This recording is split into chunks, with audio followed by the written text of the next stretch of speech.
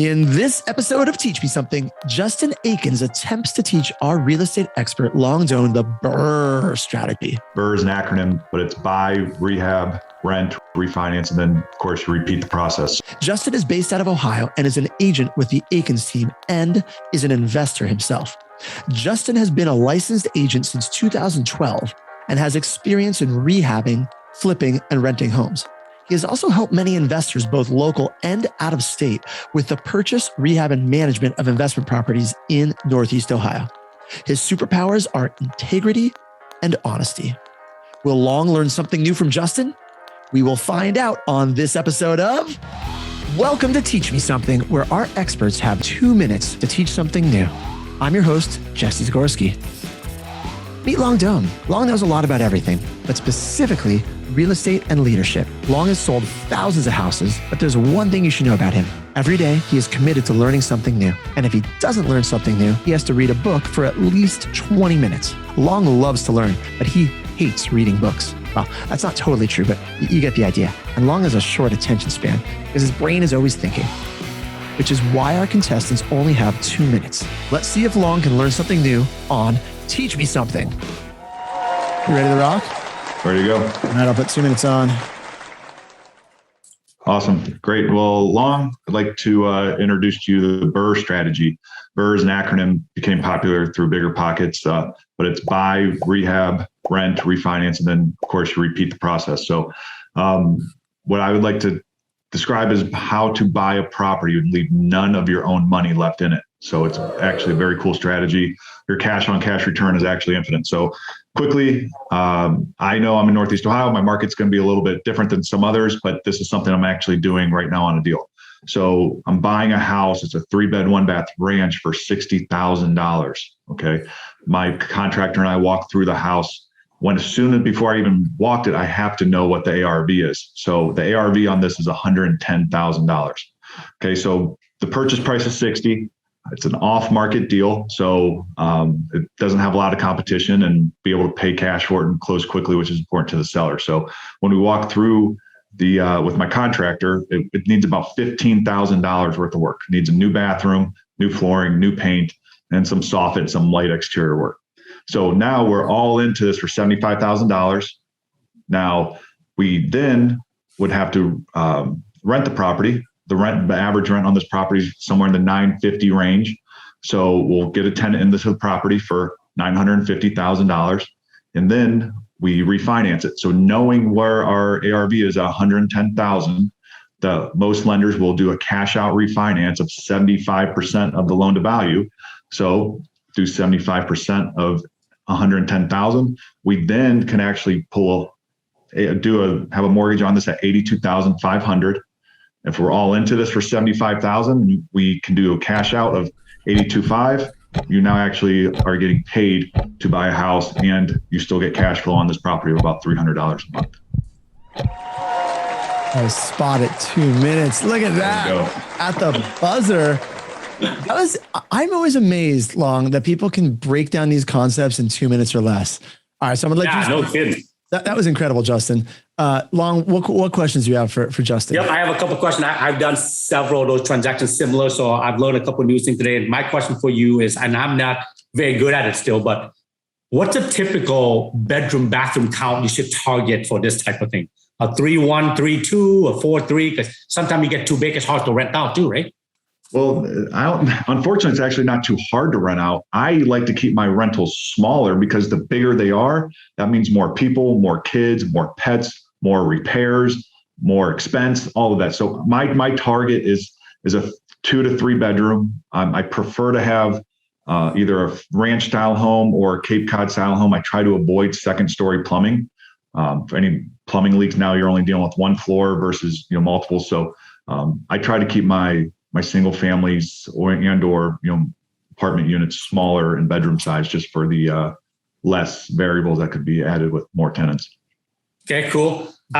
What's a typical cost for most market anyway to fix or remodel a bedroom or bathroom? Because I'm sure you can quickly go, okay, this and this is $5K, $3K. What is it normal?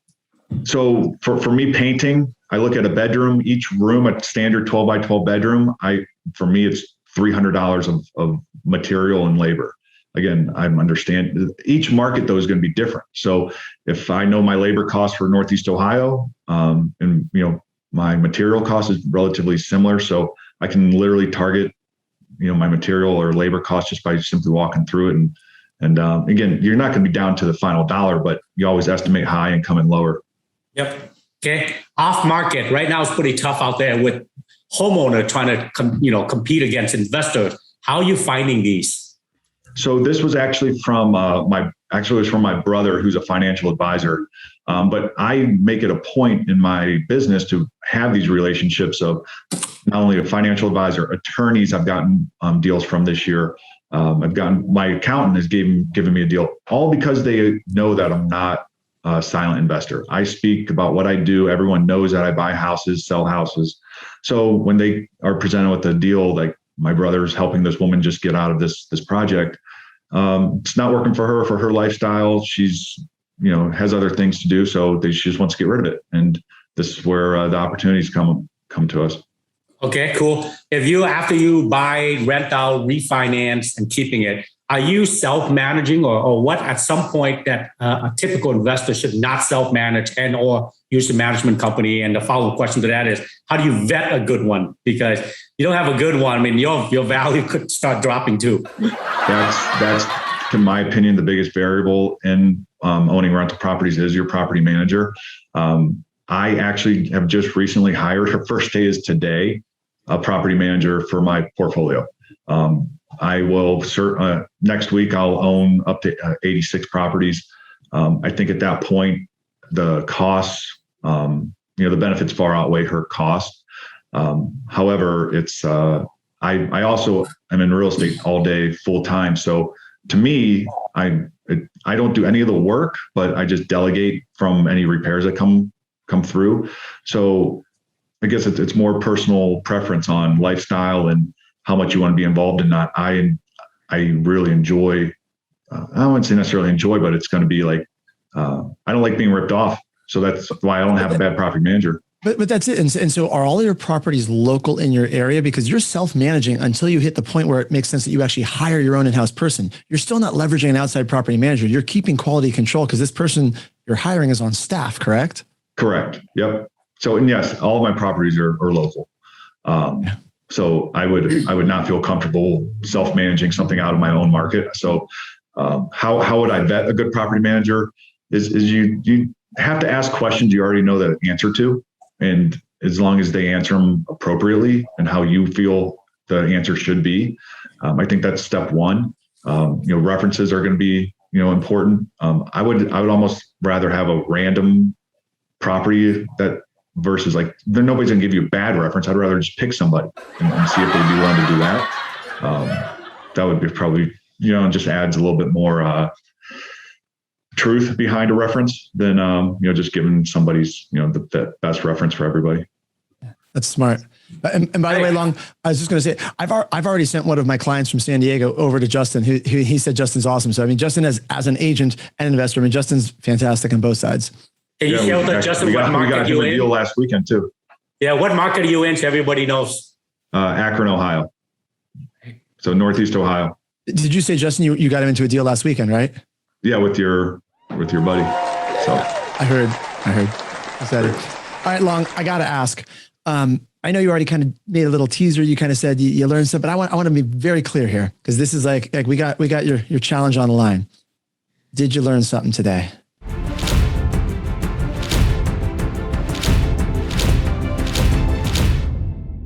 Absolutely, I did. Thank you, Justin. And if I was to buy more property and I want to go into your market, I'd be reaching out to you, bud. Awesome. I love it. Thanks, Justin. Appreciate it, man. All right, guys. Thanks. Produced by the Agent Collective Media Network.